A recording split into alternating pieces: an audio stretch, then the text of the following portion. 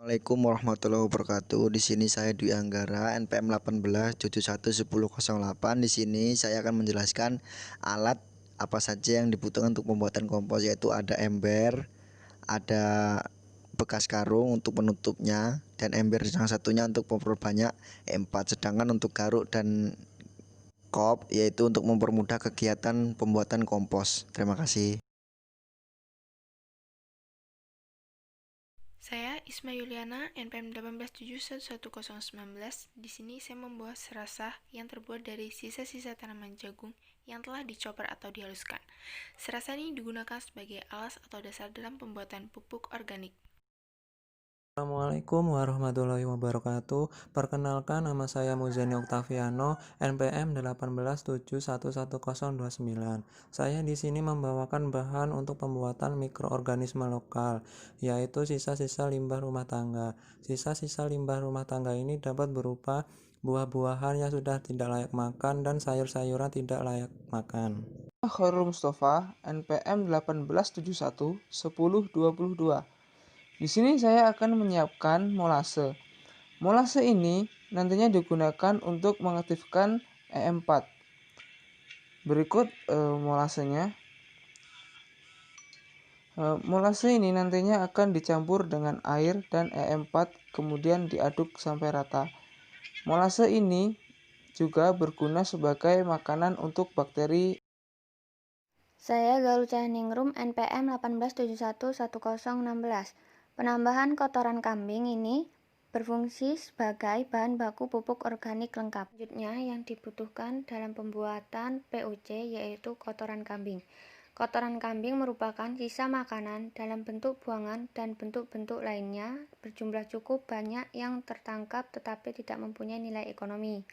Kotoran kambing yang terbuang itu ternyata masih dapat dimanfaatkan. Saya Eka Nuryanti. Di sini saya membawa bahan E4.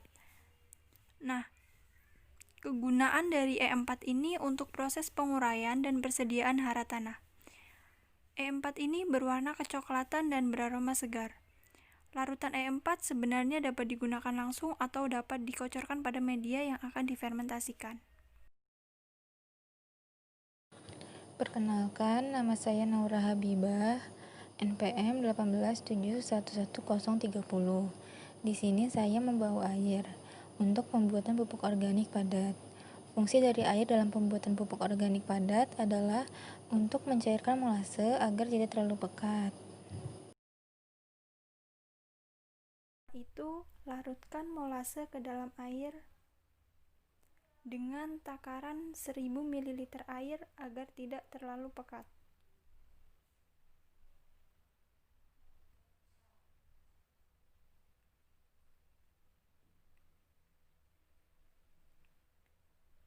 Lalu tambahkan 5 tutup botol E4.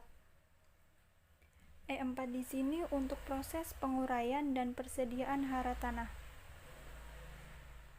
1 tutup botol E4 setara dengan 20 ml. E4 sendiri mengandung bakteri fermentasi Lactobacillus. E4 bukanlah pupuk, tetapi bahan yang dapat mempercepat proses pembuatan pupuk organik. Setelah itu, aduk hingga merata. Keuntungan dari E4 sendiri meningkatkan pertumbuhan dan perkembangan tanaman. E4 sebenarnya dapat digunakan langsung ataupun dapat dikocorkan pada media yang akan difermentasikan. Dan jika masih terlalu pekat, bisa ditambahkan air dengan dosis 500 sampai 600 ml.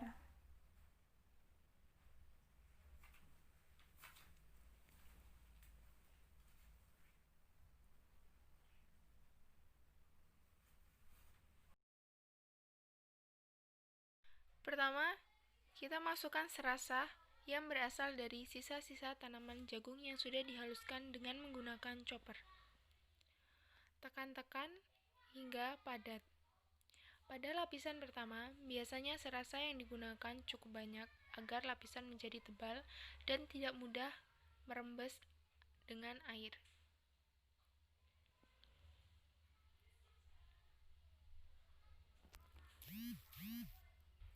Setelah itu, tambahkan sampah dapur atau sisa-sisa buah-buahan busuk ke dalam ember.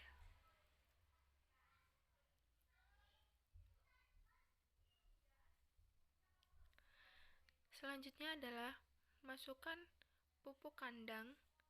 Di sini kami menggunakan kotoran kambing untuk lapisan ketiga.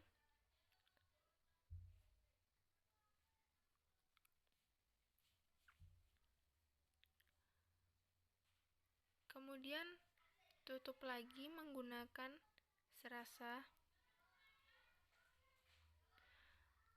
dan ditekan-tekan menjadi agak padat supaya tidak ada rongga udara yang dapat masuk. Lalu siram menggunakan dekomposer hingga merata.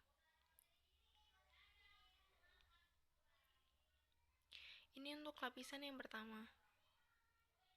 Lapisan yang kedua, tambahkan sisa-sisa buah-buahan busuk dan ratakan hingga merata.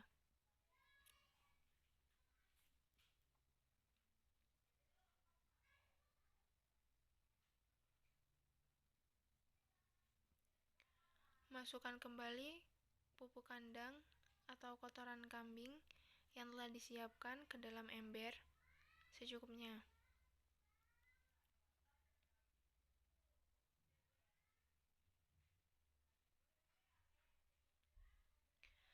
Tutup lagi menggunakan serasa sisa-sisa tanaman jagung yang sudah dihaluskan dengan chopper, lalu ditekan-tekan agar rongga udara tidak ada. Di sini kami membuat 3 lapisan dan setiap lapisannya disiram dengan dekomposer.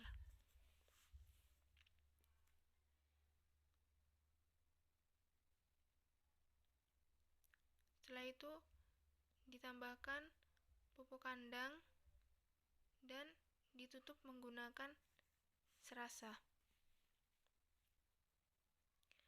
Ditekan-tekan agar tidak ada rongga udara sedikit pun yang masuk ke dalam ember, lalu disiram menggunakan dekomposer hingga merata.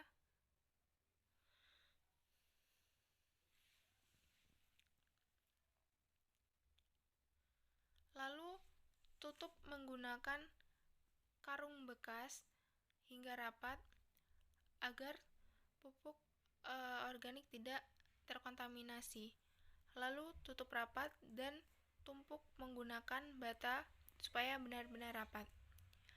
Setelah semua proses terlalui, diamkan selama 7-14 hari. Jika sudah mengalami perubahan warna dan tidak berbau, maka kompos sudah jadi dan siap diaplikasikan ke dalam tanaman.